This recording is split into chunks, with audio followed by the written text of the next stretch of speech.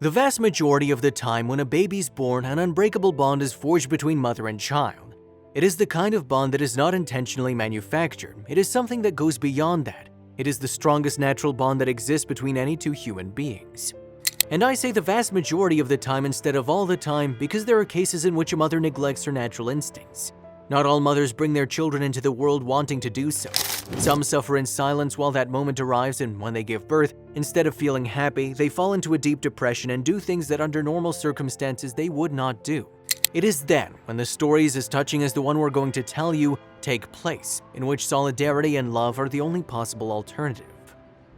Our story goes back to the month of May 1998 when Azita Milanian, a nurse who loves animal and sports, went jogging as she does every morning together with her two dogs, two German Shepherds, without knowing what she would end up discovering. Azita Milanian always went for a run an hour before she started her nursing shift at the hospital in Altadena, California. Her usual route was 10 kilometers along a trail near her home, which she covered in barely an hour. During her run, Milanian always passed by a small park, which at that time of day, 7:30 a.m., was always deserted, so she was used to running alone without spectators. However, that morning would not be the same as the rest. That day she would not be alone in that park, and what she would end up discovering with the help of her dogs would change her life forever. As she ran through the park flanked by her two German Shepherds, Jackie and Pearl, Azita was startled when one of them caught a scent near a pile of dirt and tugged her to follow.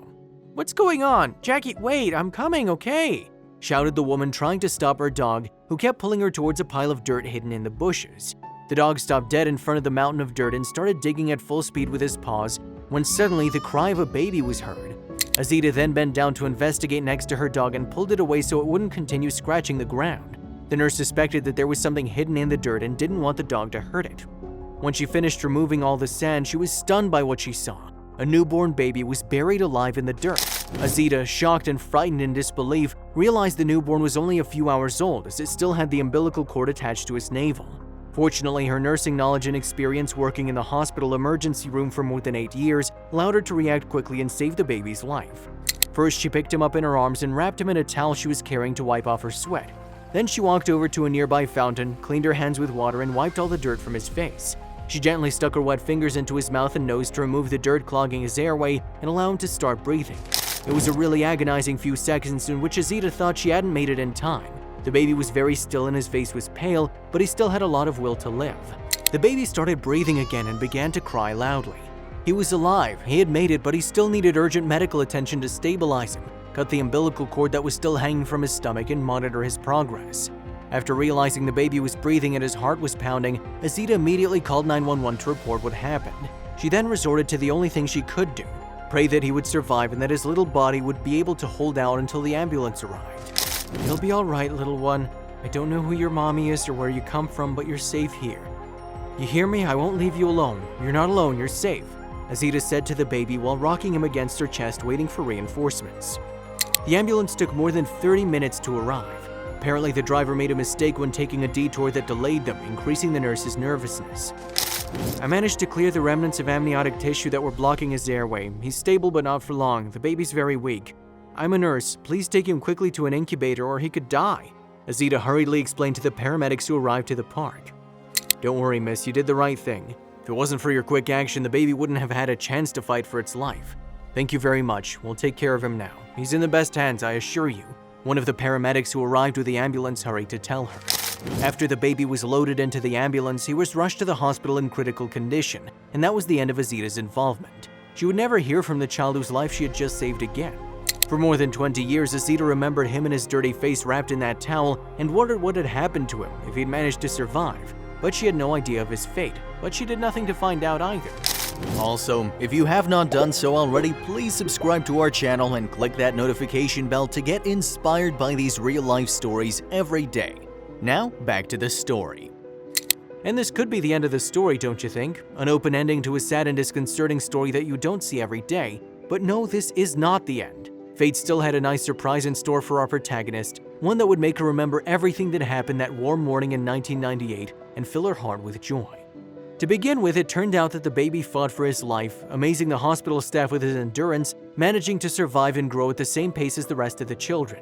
He didn't have any side effects from what happened on the day of his birth, and all thanks to the quick intervention of Azita, who was the one who found him dying in the pile of sand. Once recovered, Child Protective Services stepped in and helped him find a foster home. The family that adopted him named him Matthew Christian Whitaker, giving him a happy and comfortable life. Matthew grew up a sweet, polite, and intelligent child who loved literature and playing baseball, qualities he would never have been able to explore had it not been for his savior 20 years earlier. Now Whitaker is an excellent 20-year-old college student who dreams of becoming a journalist and having his own column. The young man always knew he was adopted but lived oblivious to his past until he turned 17, when his curiosity about his biological family grew and he began to ask many questions that his adoptive parents didn't hesitate to answer. However, although his adoptive family was always very cooperative in helping him learn more about his background, they never got to know who his parents were, let alone all the details surrounding his precarious birth. "You came to us through the National Adoption Services. We'd been waiting for 2 years to get the go-ahead, and suddenly you were there, with your big green eyes and curly hair looking at us. We were only told that someone found you hiding in the bushes in a park, a woman, if I remember correctly, but nothing more." "I'm sorry I can't tell you anything else, my dear," his father said in a low tone. But Whitaker wasn't about to give up. He wanted to know more about his biological family and the mysterious woman who saved his life, so he contacted a family friend to email the Ryan Seacrest show to request a DNA test from 23andMe. He didn't hold out much hope that it would get him results, but it did. 2 weeks after sending the email to the show, one of the show's producers, Patty Rodriguez, learned of Whitaker's amazing rescue story and set out to reunite the student with a woman who saved his life all those years ago. The reporter made many efforts to reunite the two, but after more than 2 weeks of searching, she managed to locate Azita, who is now living in Chicago with her husband and 2 daughters, and on May 17th, the two were reunited, almost 20 years after Whitaker was found in the park. It was an unforgettable moment witnessed by thousands of people through their television sets. Azita instantly recognized the curly-haired, big-eyed boy she'd cuddled in her arms that morning.